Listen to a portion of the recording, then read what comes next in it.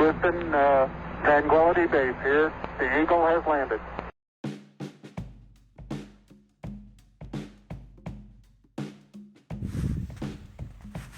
Our first stop is going to be the high tunnel that we have hops in. We have Magnum hops, probably 24 or so in this high tunnel, and they're about 3 years old now. A few more days and we can put the plastic down on that high tunnel and get the mulch off of those hops, and they should start growing pretty quickly. Next we'll sweep across field 1 and 2. Doesn't appear to be much snow melt or activity going on there at the moment, so that'll be a few more days before we start seeing any significant ground on those fields. Okay, next we're going to head over to field 3 and see what that looks like.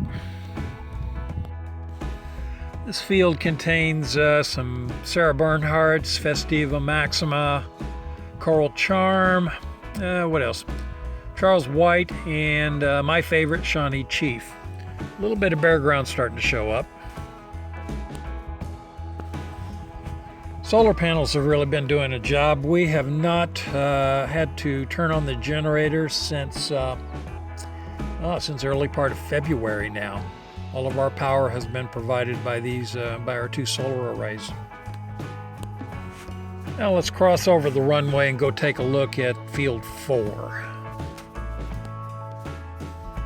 The runway's still snow covered. A ski plane could actually land on it, but there aren't any planes with skis left at this point. As a matter of fact, we got word yesterday that the float plane base in Anchorage, Lake Hood, had ice out, so it is ice free. So I would suspect we'll be seeing some float planes flying over here in the next couple of days, even though there's no place to really land on this side of the Susitna River yet. Field 4 is showing the most bare ground. That's because it is a crowned field, and we're looking at the high spot on this field. The block we're looking at right now is the Dula Superba. They are an early hot pink peony, and let's see here. I can't see any sprouts yet, but it doesn't take long. Once the snow is gone off of the ground, they'll pop right up. So we'll probably have some peonies in there. I'm guessing in the next couple of days. So since we're flying the drone around, we'll scoot on over to the lake and check the ice and see what it looks like. Well, the first thing we come across is a spider hole. When the kids were young, they used to call them wormholes. You Trekkie fans will understand what that means.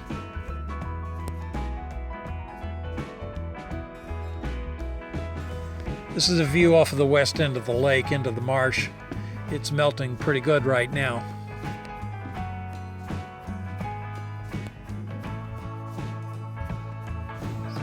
As the snow melts in that marsh, it leaches the tannins out of the vegetation there, and this is what you're seeing here.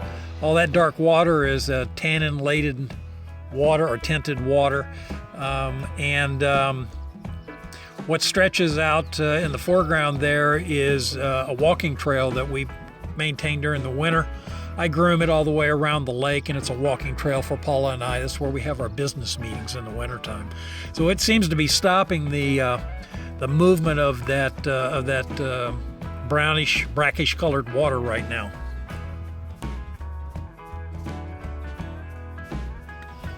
This long sliver of open water has me kind of baffled. Possibly from it was a crack in the ice from an earthquake this winter. Not really sure, but it's a fairly long one and really starting to spread out. There's another spider hole getting to be a pretty good size. These things are always an issue in the wintertime because about 3/4 of the time they'll be lightly iced over, have snow on top of them. You really can't pick them out a lot. So they're a hazard. It's kind of like a landmine, just waiting to grab you at times.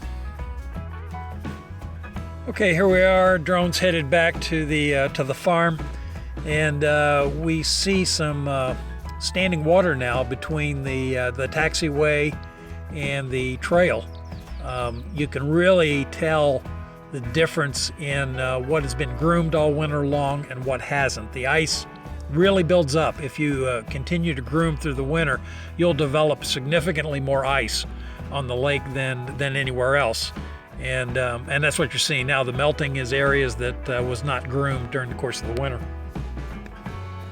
So unlike the tannin tinted water that we saw at the other end, this water is actually lake water, and you can see the ice has become very porous. There's a lot of holes in it.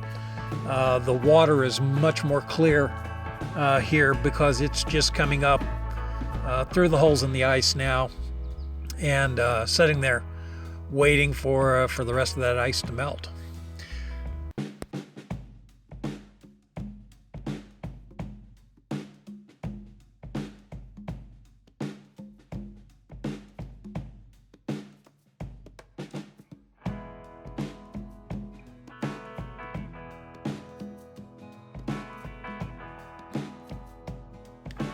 Those little flickers you see going across the screen are swallows.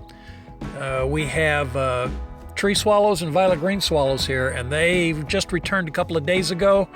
Most of them are coming from Southern California and Mexico, all the way up to spend the summer with us. And they'll hatch their young here, and about the 15th of July, they'll work their way back south again. Ice, to me, especially on this lake, is just fascinating.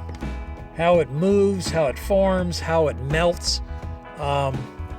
There's just really at times no rhyme or reason how it does it.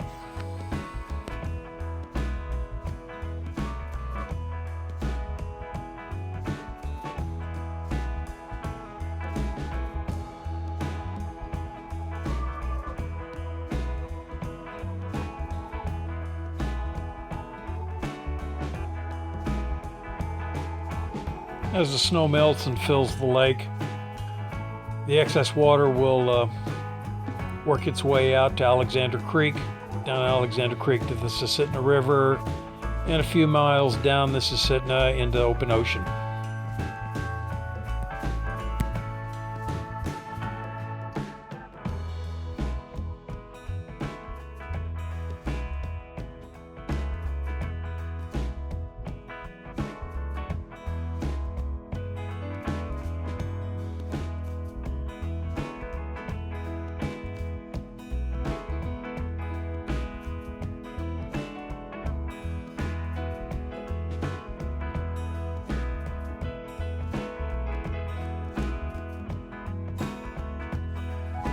There's a lot of melting occurring around the docks now and in our immediate vicinity here along the lake.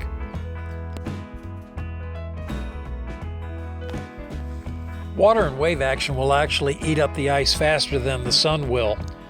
We start getting more and more pools of water. You get a little bit of wind, and it is amazing how quickly the waves can start eating away at the ice. And it just compounds itself in almost no time at all. You'll have a big section of ice that's just gone. So even though we hit 63 degrees today, and we have over 17 hours of daylight now, even with that, still, as far as we can see, there is snow in every direction, but it won't stay around much longer.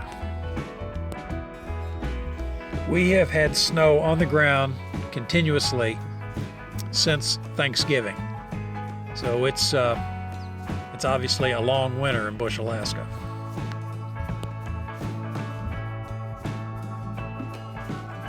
So I hope you can see that the drone is not only fun, but it is a tool now that we can use, and it can show us things that we could never look at before in a lot of different ways, whether it's looking at the fields and seeing what condition they are in, or even doing ice watch and seeing how quickly the lake is going out. There are many things that a drone is doing for us in agriculture today.